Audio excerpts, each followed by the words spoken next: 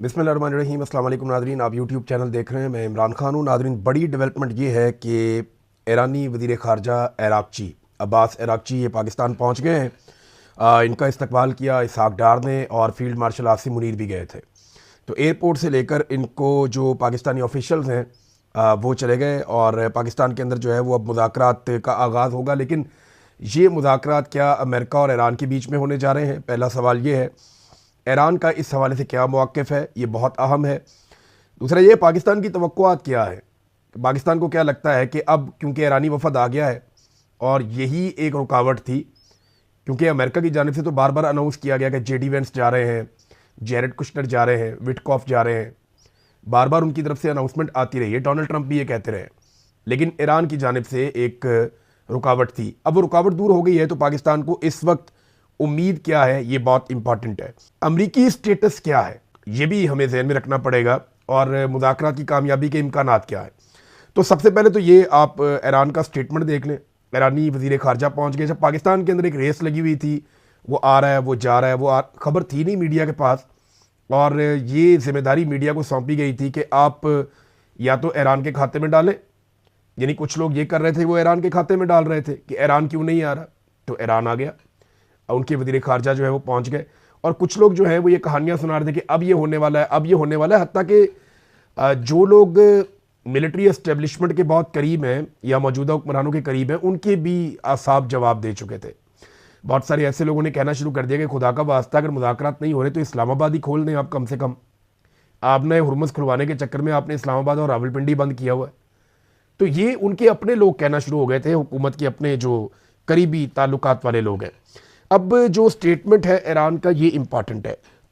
इस्लामाबाद में ईरानी और अमरीकी वफूद के दरमियान कोई मुलाकात मुतवक्के नहीं है, ये ईरानी वजारत खारजा ने कहा है। तर्जुमान ईरानी वजारत खारजा, और ये BBC ने रिपोर्ट किया है। इस्माइल बकाई का कहना है कि इस्लामाबाद के दौरे पर मौजूद अब्बास अराग़ची की अमरीकी वफद के साथ कोई मुलाकात मुतवक्के नहीं है। ट्विटर के ऊपर उन्होंने पैगाम दिया। उन्होंने कहा कि हम एक सरकारी दौरे पर पाकिस्तान के शहर इस्लामाबाद पहुँच गए हैं। वज़ीर ख़ारजा अब्बास अराग़ची खित्ते में अमन की बहाली और अमरीका की जानिब से मुसल्लत की गई जारहाना जंग के खात्मे के लिए पाकिस्तान की सालसी और मावन किरदार के तनाजुर में पाकिस्तानी आला हुकाम से मुलाकातें करेंगे। अच्छा, इससे पहले जो ईरान की तरफ से स्टेटमेंट आया था वो भी इससे मिलता जुलता था। ईरान ने यह कहा था कि खित्ते के ममालिक को ईरान बहुत इंपॉर्टेंस देता है और ईरान पाकिस्तान के साथ मुलाकात ज़ाती एक जो ताल्लुकात है ईरान और पाकिस्तान के, जो पाकिस्तान एफर्ट कर रहा है, ये उसके तनाजुर में है। तो अमेरिका के साथ मुज़ाकरात की उन्होंने कोई जल्दबाजी शो नहीं की। बयान में कहा गया कि ईरान और अमेरिका के दरमियान किसी मुलाकात का कोई मंसूबा नहीं है। लेकिन याद रखिएगा, ये जिस वक्त उन्होंने बयान दिया, ये उस वक्त तक की कार्रवाई है, कि उस वक्त तक कोई मंसूबा नहीं है। अब क्योंकि ईरान के वज़ीर ख़ारजा पाकिस्तान में, और लाजमी बात है वो ईरानी क़यादत के साथ राब्ते में भी रहेंगे और वो वहाँ से इंस्ट्रक्शंस भी लेते रहेंगे। अगर माहौल बन जाता है, बातचीत बन जाती है और ईरान की तरफ से जो है वो ये ग्रीन सिग्नल आ जाता है, या कुछ और लोगों को ईरान से रवाना किया जाता है पाकिस्तान के लिए, तो मुमकिन है कि पाकिस्तान के अंदर अमेरिका और ईरान के मुज़ाकरात जो है वो आगे बढ़ जाए। इससे पहले पाकिस्तान के वज़ीर ख़ारजा ने एक ट्विटर के ऊपर पोस्ट करते हुए बताया था कि उन्होंने इस्लामाबाद में अराग़ची का इस्तकबाल किया है और इलाकाई अमन और इस्तेहकाम के लिए बाहमी रवाबित के मुंतज़िर हैं। ये जनाब स्टेटमेंट जो छपा है, ये BBC के ऊपर छपा है। तो ये ईरान का एक ऑफिशियल मौक़िफ़ है कि वो अमेरिका के साथ मुज़ाकरात के लिए नहीं आया, वो आया है पाकिस्तान के साथ बातचीत करने के लिए, और इसी जंग बंदी के तनाजुर में बातचीत करने आया।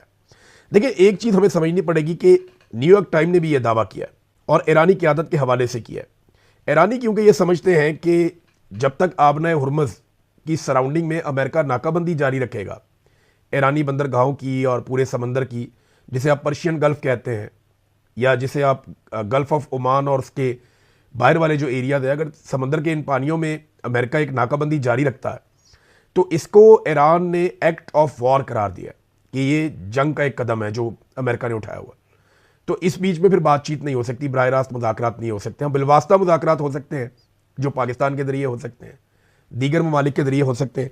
अब यहाँ पे ये खबर भी आई है ईरान की जानिब से, जो उनकी सरकारी मीडिया एजेंसीज हैं, उन्होंने ये दावा किया कि ईरानी जो वफद है ये 2 और जगह पे भी जाएगा।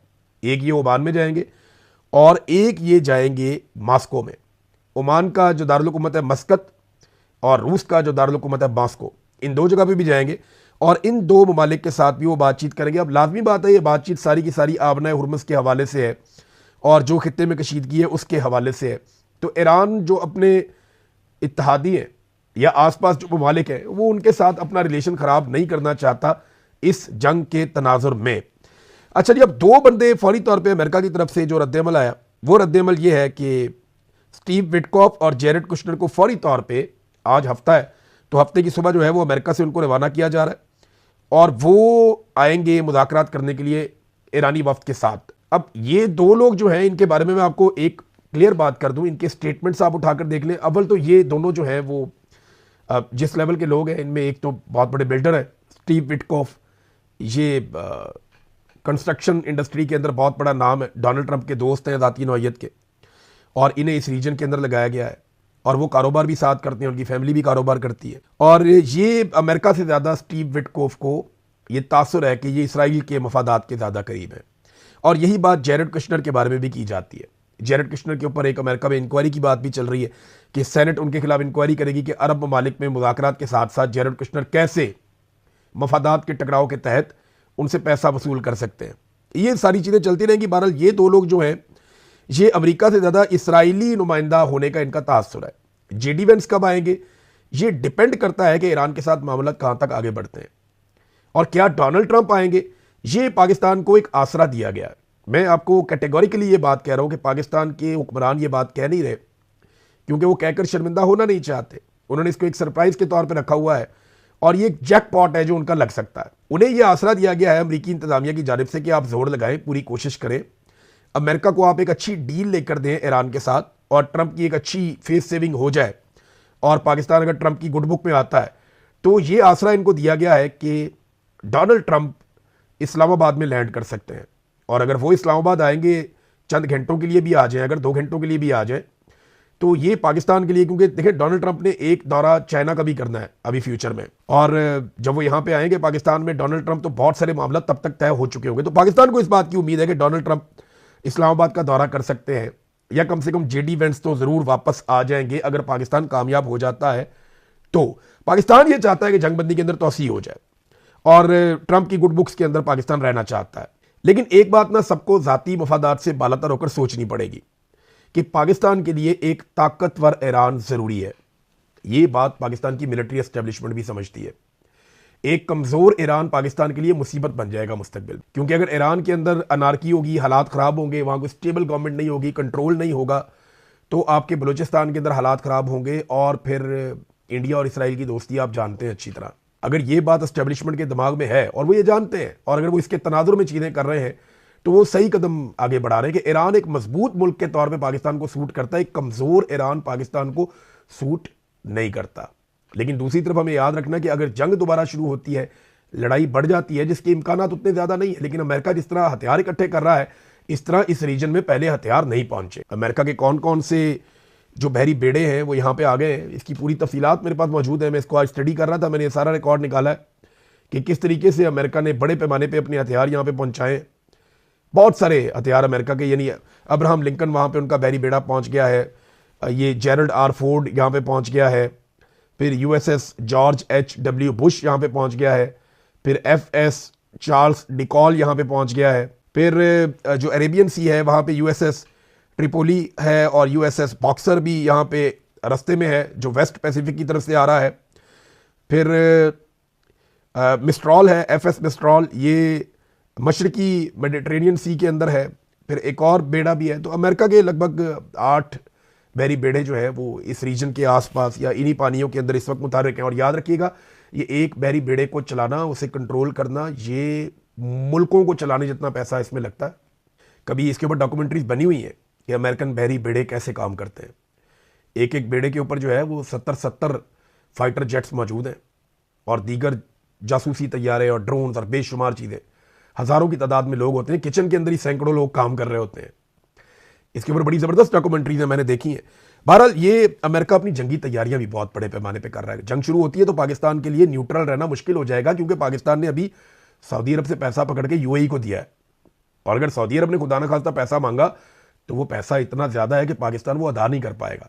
और दुनिया में और कोई ऐसा मुल्क शायद अब मौजूद नहीं है जो सऊदी अरब को पैसा वापस करने के लिए पाकिस्तान को पैसा दे दे, तो हमारे लिए कोई और रास्ता बचेगा नहीं। तो पाकिस्तान के लिए एक तो मजबूत ईरान ज़रूरी है कि ये जंगबंदी कायम रहे, और दूसरा पाकिस्तान के लिए ज़रूरी है कि ये जंग हो ही ना, वरना पाकिस्तान को इसका हिस्सा खुदा ना खास्ता बनना पड़ जाएगा। अब सूरत हाल को जरा आप समझिए कि अमेरिका और इसराइल में जो सबसे बड़ा तनाज़ा है वो हथियारों का है, एटॉमिक हथियारों का है। ये मसला नया नहीं है, इसकी तारीख 3 दहाइयों से भी ज़्यादा पुरानी है। इतना पुराना मसला कि वंस फॉर ऑल अभी हल हो जाएगा तो मुझे नहीं लगता।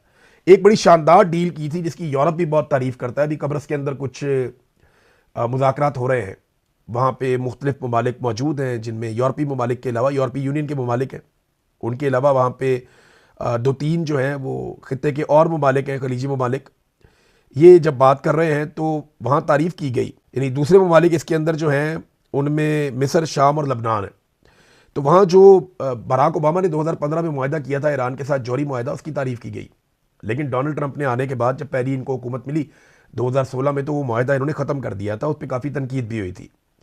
बहरहाल ये मसला पुराना है हथियारों वाला, ये नया नहीं है और ये फ़ौरन हल भी नहीं होगा। इस वक्त जो सबसे अहम देरीना मसला है जो फ़ौरन हल तलब है वो है आबनाए हुर्मुज़ का, और इस पर बहुत ज़्यादा दबाव भी है। अमेरिका के लिए बड़ी शर्मिंदगी वाली बात है, यानी अमेरिका की बेइज्जती हो रही है और कुछ लचक थोड़ी बहुत दिखानी पड़ेगी, ईरान को कुछ लचक दिखानी पड़ेगी, अमेरिका को। तो ये मसला हल तो हो सकता है, लेकिन इसका फौरी हल अब ऐसा कोई दिखाई इसका भी नहीं दे रहा, क्योंकि वहाँ बारूदी सुरंगें अमेरिका कहता है 6 महीने तो लग जाएंगे उनको साफ़ करने में, और इस बीच में जो अमेरिका का तेल है वो बिकता रहेगा। देखिए, अमेरिका के लिए कोई माली नुकसान नहीं हो रहा, अमेरिका वहाँ से अपना तेल बेच रहा है। वेनेजुएला में उनकी कंपनियों ने कंट्रोल किया हुआ है, उनका अपना तेल खासा अच्छा अमेरिका का निकलता है, वो वहाँ पे जहाज़ों को भर भर के टैंकर्स को रवाना कर रहे हैं, और डोनाल्ड ट्रंप ने इसके बारे में दावा भी किया। तो अमेरिका का तेल बिक रहा है, लेकिन गल्फ ममालिक के ऊपर दबाव बढ़ रहा है और अरब ममालिक ख़ास तौर पर काफ़ी दबाव में है।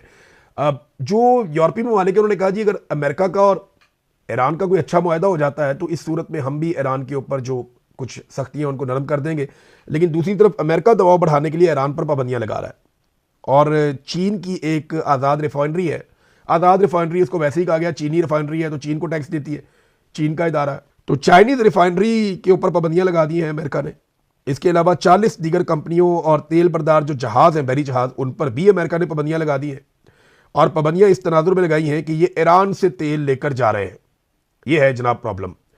वो कहते हैं ईरान से तेल खरीदेंगे तो हमारे लिए प्रॉब्लम बढ़ जाएगा, हम ईरान से तेल खरीदने भी नहीं देंगे। अब एक बात हमें और ज़हन में रखनी पड़ेगी इन मुज़ाकरात के हवाले से कि अगर यूरोप या नेटो के मुमालिक अमेरिका के साथ खड़े हो जाते ना तो पाकिस्तान को इतनी रेलिवेंस मिलती ना।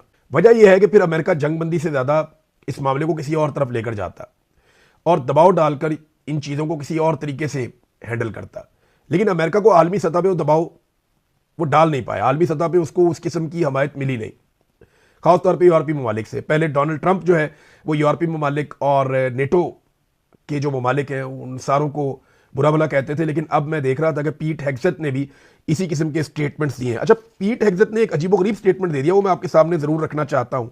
उन्होंने स्टेटमेंट दिया कि हर साल जो नोबेल इनाम दिया जाता है एक यूरोपीय मुल्क की जानिब से, ये नॉर्वे से होता है, तो उन्होंने कहा जी हर साल जो नोबेल इनाम दिया जाता है वो जिस इदारे को मिलना चाहिए हर साल, वो अमेरिकी फ़ौज है।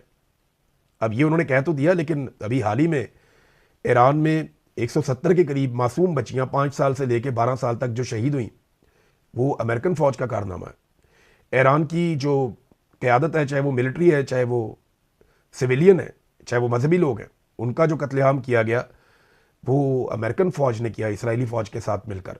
हज़ारों लोग अब तक जो है वो जाँ बहक हो चुके हैं, शहीद हो चुके हैं। इसके अलावा मैं आपको ये बता देता हूं कि 9/11 के बाद से लेकर अब तक ये अलग अलग रिपोर्टें हैं। कुछ रिपोर्टें जिन्हें अमेरिका मानता है, कुछ रिपोर्टें जिन ममालिक में लोगों की जानें गई हैं वो मानते हैं, कुछ रिपोर्टें अक़वाम मुत्तहिदा मानता है, कुछ रिपोर्टें आज़ाद ज़राए से, हर एक की अपनी अपनी रिपोर्ट है।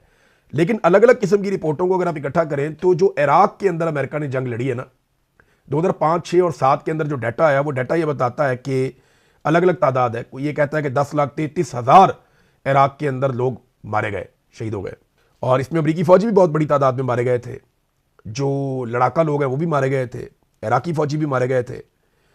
और फिर इसमें एक तादाद जो बताई जाती है वो 2.4 मिलियन भी बताई जाती है, यानी 24 लाख तक लोग वहां पे मारे गए। लीबिया की लड़ाई में, यमन की लड़ाई में, सोमालिया की लड़ाई में, शाम की लड़ाई में लाखों लोग मारे गए और ये लड़ाइयां अमेरिका ने की हैं। अफगानिस्तान के अंदर जो अमेरिका ने जंग शुरू की थी, उस जंग के अंदर अब तक की जो इंफॉर्मेशन है उसमें 2 अलग अलग डेटाज हैं। अफगानिस्तान के अंदर सिर्फ जो बताया जाता है 9.5 लाख अफगानी जो है वो शहीद हो गए, इस लड़ाई की नजर हो गए। बहरहाल ये एक स्टेटमेंट है, वो बढ़ा चढ़ा के बात करते हैं, अमेरिकन का अपना एक स्टाइल है और वो बहुत गुस्से में है यूरोपीय ममालिक पर, और यूरोपीय ममालिक भी बहुत मुतहर्रिक हो गए। उनके थिंक टैंक इस वक्त अपनी सरहदों की हिफाजत के लिए नए मंसूबे तैयार कर रहे हैं। यानी जो अमेरिका के ऊपर उनका इन्हिसार है वो उसको अब कम करना चाहते हैं। अमेरिकन धमकियों के बाद या डोनाल्ड ट्रंप के रवैये के बाद उन्हें अंदाजा हो गया है कि अमेरिका में तो हुकूमतें बदलती रहेंगी, और अमेरिकन के अंदर ये सोच पैदा हो गई है, ये इसको अप्रिशिएट किया जा रहा है कि यूरोप पैसे खर्च नहीं करता, फौजी खर्च नहीं करता, और यूरोप का तहफ़्फ़ुज़ अमेरिका क्यों करे। तो अब यूरोप को अपना तहफ़्फ़ुज़ खुद करना पड़ेगा। यूरोप को खतरा किससे है? यूरोप का जो पहला खतरा जिसे वो समझते हैं वो रूस को समझते हैं। रशिया एक बहुत बड़ा खतरा है यूरोप के लिए, क्योंकि यहां से बॉर्डर लगता है, वो सेंट्रल एशिया की तरफ से आता है। यूक्रेन जो है वो बिल्कुल यूरोप के बॉर्डर पे है। तो अब इस बारे में रशिया के साथ उन्हें बातचीत भी करनी पड़ेगी, मुज़ाकरात भी करने पड़ेंगे, और रशिया से निपटने के लिए अपने हथियारों को भी तैयार करना पड़ेगा। एक बहुत बड़ा इत्तेहाद है उनका, जैसे उन्होंने यूरोपीय यूनियन को इकट्ठा किया वो बाकियों के साथ भी मुआहदे कर सकते हैं। चाइना का उनको एक थ्रेट है हमेशा से, लेकिन चाइना का थ्रेट ऐसा नहीं कि बराह रास्त चाइना कोई हमला कर देगा। चाइना का थ्रेट कुछ इस तरह से है कि चाइना उनकी मईशत के ऊपर कंट्रोल कर लेगा। अब चाइना के साथ उन्हें बातचीत करनी पड़ेगी और अपने तजारती खसारे को कंट्रोल करना पड़ेगा। देखिए ना, चाइना की कुछ क्वालिटीज है, एक तो प्रोडक्शन बहुत तेज करता है, दूसरा उनकी कॉस्ट ऑफ प्रोडक्शन बहुत कम है, तीसरा चाइना की जो रसद है वो बहुत तेज है, वो बड़ी तेजी से अपना माल सप्लाई करता है पूरी दुनिया में। तो जब उसका माल पहुंचता है किसी मंडी के अंदर तो किसी और माल की गुंजाइश नहीं रहती। तो यूरोप को एक बैलेंस क्रिएट करना है चाइना के साथ तजारत में। वैसे अभी ये स्पेन का जो वज़ीर आज़म है पेड्रो, ये वहां गया था चाइना, इसने चाइना के साथ ये बात की है कि आप हमारे साथ तजारत का एक बैलेंस क्रिएट करें। नाज़रीन, ये इंटरनेशनल खबरें ये और भी आती रहेंगी, मैं आपके साथ शेयर करता रहूँगा, बल्कि मेरे पास काफ़ी सारी मौजूद हैं, लेकिन मैं आपको कुछ पाकिस्तान के अंदर से खबरें देना चाहता हूँ। एक तो इस्लामाबाद के अंदर ऐसा इन्होंने ब्लॉकेज लगाया, ये पता चल रहा है जी इस्लामाबाद में दवाइयों की किल्लत हो गई है। एक इतनी शर्मिंदगी वाली बात है, जिन ममालिक में जंग हो रही है वहाँ पर दवाइयों की किल्लत नहीं हुई, लेकिन पाकिस्तान में दवाइयों की किल्लत हो गई है। इस्लामाबाद में दवासाज कंपनियों की गाड़ियों का दाखिला बंद होने की वजह से शहर में दवाओं की किल्लत, और तरनौल, रवात और चुंगी नंबर 26 पर दवाइयों से भरी हुई दर्जनों गाड़ियां खड़ी हैं।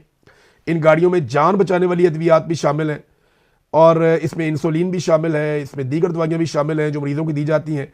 तो कंपनियां जो हैं वो वजारत सेहत से मुतालबा कर रही हैं, जनाब हमारी गाड़ियाँ कम से कम अस्पतालों तक और शहर के अंदर दाखिल होने की उनकी इजाज़त दी जाए। ये एक इशू है पाकिस्तान के अंदर, तो एक से एक इशू है, पूरी दुनिया चल रही है, पाकिस्तान बंद है, हमारी तो अदालतें भी बंद हैं। एक और इंतहाई अफसोसनाक वाकया पेश आया इस्लामाबाद में। हमारे एक बड़े सीनियर जर्नलिस्ट हैं, बहुत पुराने जर्नलिस्ट हैं, फ़खरुर रहमान साहब, उन्हें नाज़रीन गिरफ्तार कर लिया गया अचानक से, और ये इंतहाई काबिल मजम्मत हरकत है। पीका एक्ट के तहत जब दिल करता है, जिसका दिल करता है वो उठाकर ले जाते हैं बंदे को। जो भी हुकूमत पर तनकीद करता है या निज़ाम के ऊपर तनकीद करता है उसको फौरी तौर पर गिरफ्तार कर लिया जाता है, और फ़खरुर रहमान साहब तनकीदी आवाज़ों में से एक आवाज़ है। तो यही वो सहाफ़ी हैं, बहुत पुरानी सहाफ़त कर रहे हैं। इन्होंने सुप्रीम कोर्ट ऑफ पाकिस्तान में जाकर जजेस को बताया था कि PMLN के वर्कर ने सुप्रीम कोर्ट ऑफ पाकिस्तान पे दावा बोल दिया है तो आप अपनी जान बचा लें। ये इतना ही पुरानी जर्नलिज्म कर रहे हैं, और एक तनकीदी आवाज़ है, इनको भी खामोश करवाने के लिए गिरफ्तार कर लिया गया। इंतहाई काबिल मजम्मत और घटिया हरकत है। नाज़रीन, नेतन्याहू के हवाले से एक खबर आई, मैं आपको जाते जाते बता दूं कि ये पता चला कि नेतन्याहू को कैंसर है, लेकिन नेतन्याहू ने यह दावा किया कि उसके कैंसर का ठीक इलाज हो गया है और उसकी जान खतरे से बाहर है।